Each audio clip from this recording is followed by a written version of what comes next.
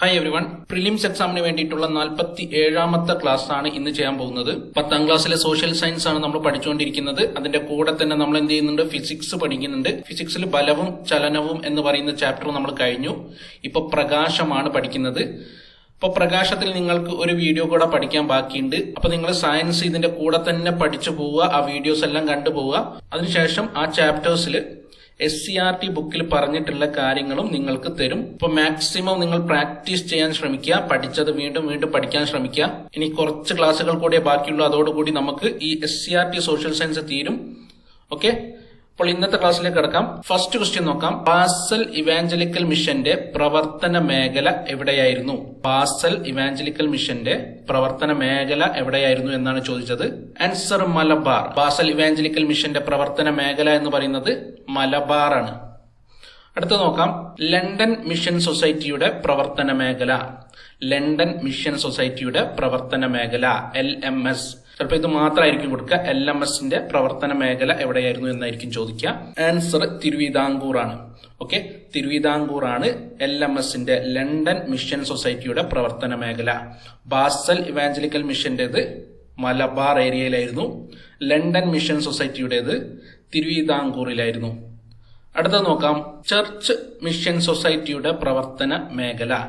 Church mission സൊസൈറ്റിയുടെ പ്രവർത്തന മേഖല കേരളത്തിലെ ഏത് ഭാഗത്തായിരുന്നു ചർച്ച് മിഷൻ സൊസൈറ്റിയുടെ പ്രവർത്തന മേഖല എന്നാണ് ചോദിച്ചത്. ആൻസർ തിരുവിതാംകൂറും കൊച്ചിയും. രണ്ട് ആൻസേഴ്സ് ഉണ്ട്, തിരുവിതാംകൂർ ഉണ്ട്, കൊച്ചിയുണ്ട്.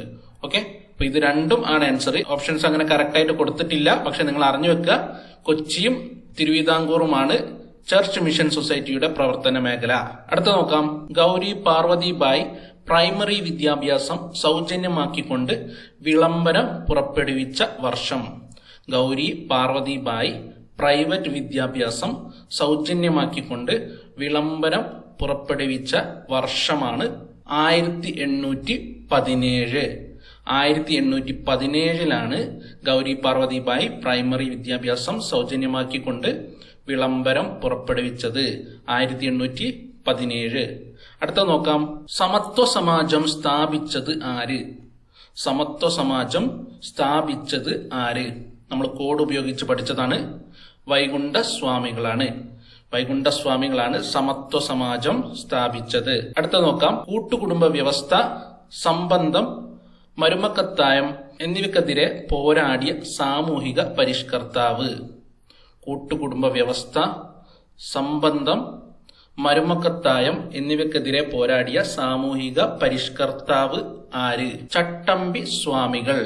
ചട്ടമ്പി സ്വാമികളാണ് കൂട്ടുകുടുംബ വ്യവസ്ഥ, സംബന്ധം, മരുമക്കത്തായം എന്നിവക്കെതിരെ പോരാടിയ സാമൂഹിക പരിഷ്കർത്താവ്. അടുത്തത്. ശ്രീനാരായണ ധർമ്മപരിപാലന യോഗം സ്ഥാപിച്ചത് ആര്? ശ്രീനാരായണ ധർമ്മപരിപാലന യോഗം സ്ഥാപിച്ചത് ആര്? ശ്രീനാരായണ ഗുരുവാണ് അല്ലെ? ശ്രീനാരായണ ഗുരുവാണ് ശ്രീനാരായണ ധർമ്മപരിപാലന യോഗം സ്ഥാപിച്ചത്. അടുത്തത്. സാധുജന പരിപാലന സംഘം സ്ഥാപിച്ചത് ആര്? സാധുജന പരിപാലന സംഘം സ്ഥാപിച്ചത് ആര്? അയ്യങ്കാളിയാണ് സാധുജന പരിപാലന സംഘം സ്ഥാപിച്ചത്. ആഴമേറും നിൻ മഹസ്സാമായിൽ ഞങ്ങളാകവെ ആഴണം വാഴണം നിത്യം വാഴണം വാഴണം സുഖം. ഇത് ആരുടെ വരികളാണ്? ഇത് ആരുടെ വരികളാണ്? ആഴമേറും നിൻ മഹസ്സാമായിൽ ഞങ്ങളാകവെ ആഴണം വാഴണം നിത്യം വാഴണം വാഴണം സുഖം. ശ്രീനാരായണ ഗുരുവിന്റെ വരികളാണിത്. ശ്രീനാരായണ ഗുരുവിന്റെ ഏത് ഗ്രന്ഥമാണെന്ന് ചോദിച്ചാൽ ദൈവദശകം. ഓക്കെ, ദൈവദശകത്തിൽ നിന്നുമുള്ള വരികളാണ്. അടുത്ത നോക്കാം. വിദ്യ കൊണ്ട് പ്രബുദ്ധരാകാനും സംഘടന കൊണ്ട് ശക്തരാകാനും ഉദ്ബോധിക്കുന്ന സാമൂഹിക പരിഷ്കർത്താവ്.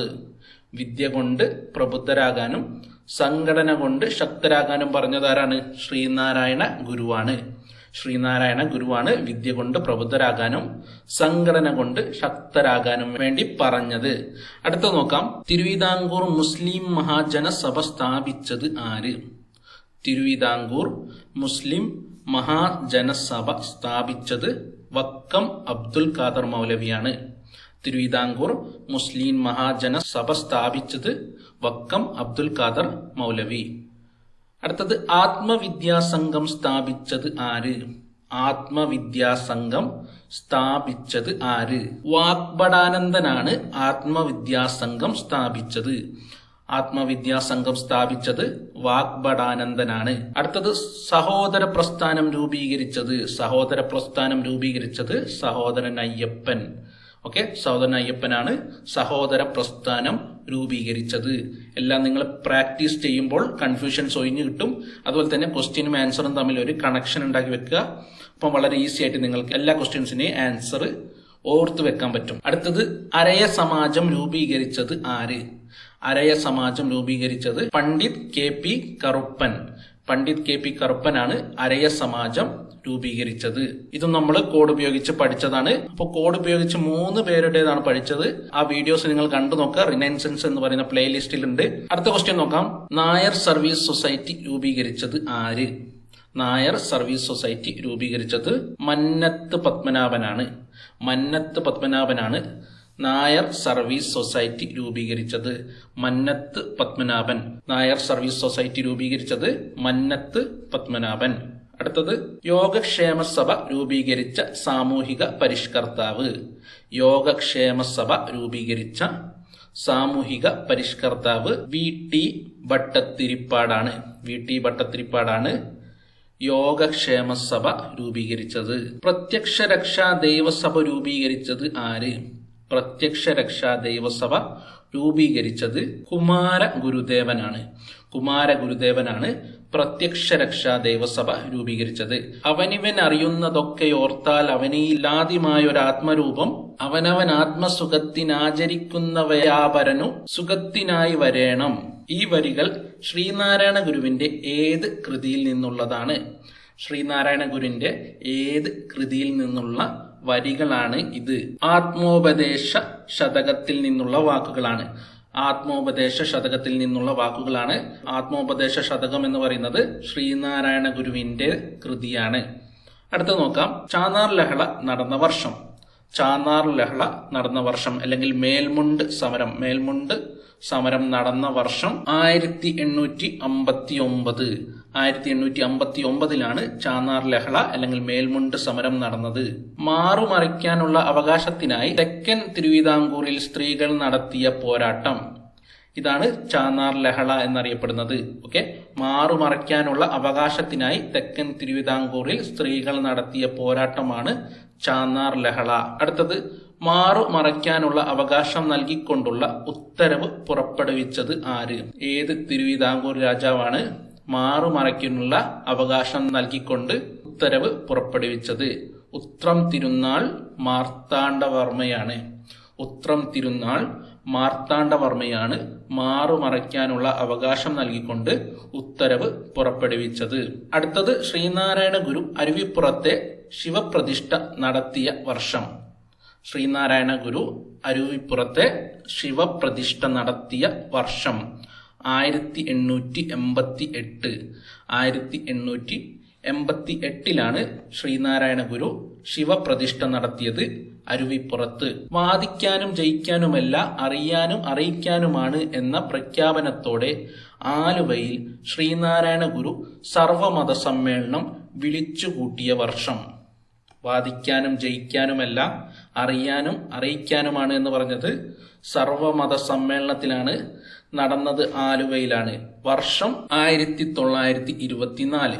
1924 ശ്രീനാരായണ ഗുരു സർവമത സമ്മേളനം വിളിച്ചുകൂട്ടിയത്. അടുത്തത് വൈക്കം സത്യാഗ്രഹ നടന്ന വർഷം. വൈക്കം സത്യാഗ്രഹം നടന്ന വർഷം 1924. 1924 വൈക്കം സത്യാഗ്രഹം നടന്നത്. വൈക്കം സത്യാഗ്രഹത്തിന്റെ നേതാവ് ടി കെ മാധവനാണ്. ടി കെ മാധവനാണ് വൈക്കം സത്യാഗ്രഹത്തിന്റെ പ്രധാന നേതാവ്. Okay, T K Madhavan. Vaikom സത്യാഗ്രഹത്തോട് അനുഭാവം പ്രകടിപ്പിച്ചുകൊണ്ട് സവർണ ജാഥ നയിച്ചത് ആര്? വൈക്കം സത്യാഗ്രഹത്തോട് അനുഭാവം പ്രകടിപ്പിച്ചുകൊണ്ട് സവർണ ജാഥ നടത്തിയത് മന്നത്ത് പത്മനാഭനാണ്. മന്നത്ത് പത്മനാഭനാണ് സവർണ ജാഥ നയിച്ചത്. ഗുരുവായൂർ സത്യാഗ്രഹത്തിന് നേതൃത്വം നൽകിയത് ആര്? ഗുരുവായൂർ സത്യാഗ്രഹത്തിന് നേതൃത്വം നൽകിയത് കെ കേളപ്പനാണ് ഗുരുവായൂർ സത്യാഗ്രഹത്തിന് നേതൃത്വം നൽകിയത്. ഗുരുവായൂർ സത്യാഗ്രഹത്തിന്റെ വോളണ്ടിയർ ക്യാപ്റ്റൻ ആരായിരുന്നു?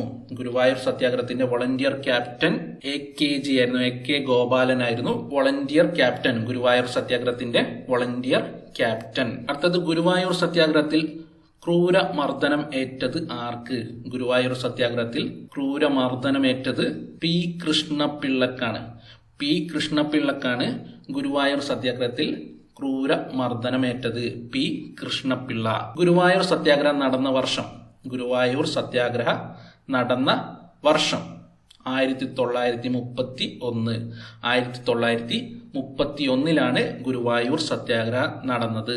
മലബാറിലെ ക്ഷേത്രങ്ങളിൽ പ്രവേശനം അനുവദിച്ച് മദിരാശി ക്ഷേത്ര പ്രവേശന നിയമം നിലവിൽ വന്ന വർഷം. മലബാറിലെ ക്ഷേത്രങ്ങളിൽ പ്രവേശനം അനുവദിച്ചുകൊണ്ട് മദിരാശി ക്ഷേത്ര പ്രവേശന നിയമം നിലവിൽ വന്ന വർഷം 1947. 1947 മലബാറിൽ ക്ഷേത്ര പ്രവേശനം അനുവദിച്ചത്. തിരുവിതാംകൂർ ക്ഷേത്ര പ്രവേശന വിളംബരം നടന്ന വർഷം. തിരുവിതാംകൂർ ക്ഷേത്ര പ്രവേശന വിളംബരം നടന്നത് 1936. 1936 നവംബർ 12 തിരുവിതാംകൂർ ക്ഷേത്ര പ്രവേശന വിളംബരം നടന്നത്. 1936 മലബാറിൽ 1947. മലബാർ ജില്ലാ കോൺഗ്രസിന്റെ പ്രഥമ സമ്മേളനം നടന്ന വർഷം. മലബാർ ജില്ലാ കോൺഗ്രസിന്റെ പ്രഥമ സമ്മേളനം നടന്ന വർഷം 1916. 1916 മലബാർ ജില്ലാ കോൺഗ്രസിന്റെ പ്രഥമ സമ്മേളനം നടന്നത്. 1916. മലബാർ ജില്ലാ കോൺഗ്രസിന്റെ പ്രഥമ സമ്മേളനം നടന്ന ജില്ല. മലബാർ ജില്ലാ കോൺഗ്രസിന്റെ പ്രഥമ സമ്മേളനം നടന്ന ജില്ല പാലക്കാട്. പാലക്കാട് ജില്ലയിൽ വെച്ചിട്ടാണ് മലബാർ ജില്ലാ കോൺഗ്രസിന്റെ പ്രഥമ സമ്മേളനം നടന്നത്. മലബാർ ജില്ലാ കോൺഗ്രസിന്റെ പ്രഥമ സമ്മേളനത്തിൽ അധ്യക്ഷത വഹിച്ചത് ആരാണ് അധ്യക്ഷത വഹിച്ചത്? ആനി ബസന്റ് ആണ് മലബാർ ജില്ലാ കോൺഗ്രസിന്റെ പ്രഥമ സമ്മേളനത്തിൽ, പാലക്കാട് നടന്ന സമ്മേളനത്തിൽ അധ്യക്ഷത വഹിച്ചത് ആനി ബസന്റ്. ഖിലാഫത്ത് പ്രസ്ഥാനത്തിന് പിന്തുണ പ്രഖ്യാപിച്ചുകൊണ്ട് ഗാന്ധിജിയും ഷൗക്കത്ത് അലിയും കോഴിക്കോടെത്തിയ വർഷം. ഖിലാഫത്ത് പ്രസ്ഥാനത്തിന് പിന്തുണ പ്രഖ്യാപിച്ചുകൊണ്ട് ഗാന്ധിജിയും ഷൗക്കത്ത് അലിയും കോഴിക്കോടെത്തിയ വർഷം 1920. 1920 ഗാന്ധിജി കോഴിക്കോടെത്തിയത്. എന്തിനാണ്? ഖിലാഫത്ത് പ്രസ്ഥാനത്തിന് പിന്തുണ പ്രഖ്യാപിച്ചുകൊണ്ടാണ്. അപ്പൊ ഇത്രയും ക്വസ്റ്റ്യൻസ് ആണ് ഇന്ന് പഠിക്കാനുള്ളത്. ബാക്കി നമുക്ക് നെക്സ്റ്റ് ക്ലാസ്സിൽ പഠിക്കാം. എത്രയും പെട്ടെന്ന് തന്നെ നമുക്ക് SCRT ബുക്ക് കംപ്ലീറ്റ് ചെയ്യാം. നിങ്ങൾ പ്രാക്ടീസ് ചെയ്യുക. ഈ പഠിക്കുന്ന കാര്യങ്ങളെല്ലാം നിങ്ങളോട് മറന്നുപോകും. അതുകൊണ്ടാണ് വീണ്ടും പറയുന്നത്, പ്രാക്ടീസ് ചെയ്യുക. പ്രാക്ടീസ് ചെയ്യാനുള്ള ലിങ്ക് ഡിസ്ക്രിപ്ഷനിൽ കൊടുത്തിട്ടുണ്ട്. ആ ലിങ്കിൽ പോയിട്ട് നിങ്ങൾക്ക് പ്രാക്ടീസ് ചെയ്യാവുന്നതാണ്. അപ്പോൾ നെക്സ്റ്റ് ക്ലാസ്സിൽ കാണാം. താങ്ക്